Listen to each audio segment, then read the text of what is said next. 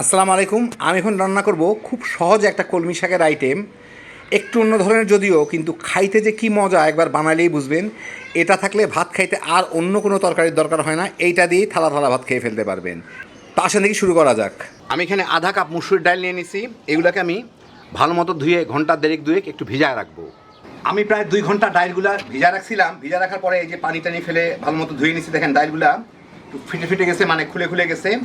একটু দাঁতে কামড় দিয়ে দেখে নিতে হবে ভিতরে যাতে কোনো কিছু শক্ত না থাকে। যখন দেখবেন এটা পুরাপুরি ভিজে গেছে তখন এটা হয়ে গেছে।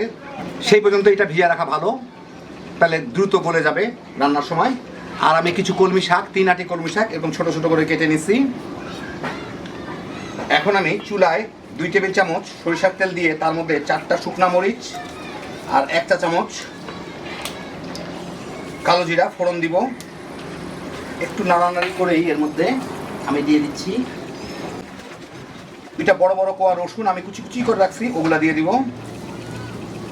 দিয়ে একটু ভেজে নেব। এর সাথে আমি মাঝারি আঁচে রান্না করতেছি। রসুনগুলো একটু বাদামি হইলেই, এই যে দেখেন একটু বাদামি হয়ে গেছে, এর মধ্যে আমি 2টা পেঁয়াজ, দেশি পেঁয়াজ চিকন চিকন ফালি করে রাখছি, ওগুলো আমি দিয়ে এর সাথে একটু ভেজে নিব।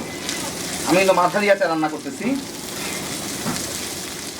পেঁয়াজটা একটু ভাজা ভাজা হলে, মানে একটু বাদামি হওয়া শুরু করলে, আমি একদম বাদামি করবো না এটাকে।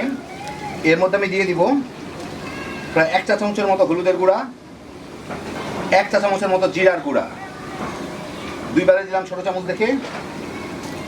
একটু এর সাথে নাড়াচাড়া করে নিয়ে হলুদের কাঁচা গন্ধটা চলে যায়।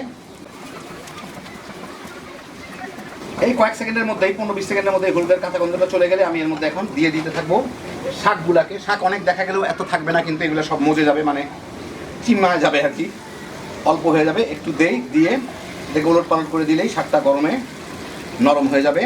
এই ফাঁকে একটু লবণও দিয়ে দিই, শাকের সাথে মিশে যাবে আর কি। স্বাদ মতো লবণ দিয়ে দিই, শাকের সাথে মিশে যাবে এগুলো।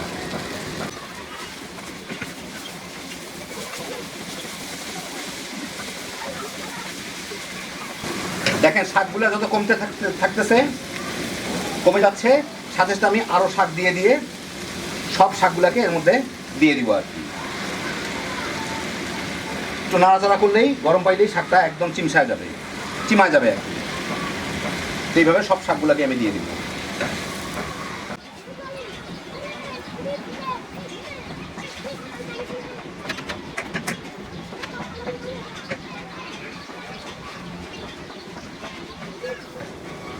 তো ভালো মতো মিশিয়ে দিলাম শাকগুলোকে। এখন আমি এটাকে, শাক কিন্তু পানি ছাড়বে, অল্প একটু সামান্য পানি ছাড়বে কলমি শাক। এখন আমি এটাকে ঢেকে লোয়ার মিডিয়ামের মাঝামাঝি 2-3 মিনিট জাল দিব, মাঝখানে 2-1 বার নেড়ে দিব। মিনিট 2-1 ভেজেই আমি এর মধ্যে এখন দিয়ে দিব হচ্ছে এই ডালগুলাকে।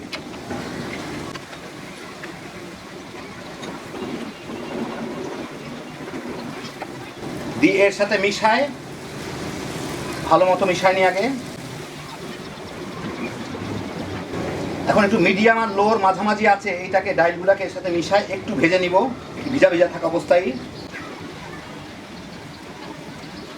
ডালগুলো একটু কালার বদলায়, একটু সাদাটে হওয়া পর্যন্ত 3-4 মিনিট ভাজলাম লোয়ার মিডিয়ামের মাঝামাঝি। দেখেন এই যে ডালগুলা কিন্তু এর মধ্যেই গলে যাচ্ছে।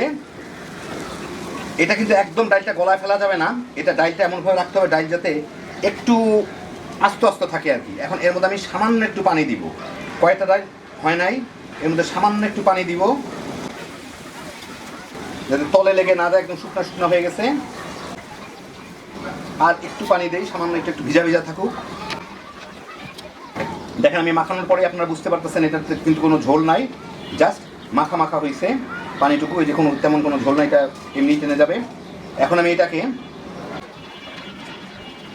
একটু ঢেকে পানিটুকু শুকাই নিই। ঢেকে দিয়ে মাঝারি আর লোয়ের মাঝামাঝি জালে পানিটুকু শুকাই নিব।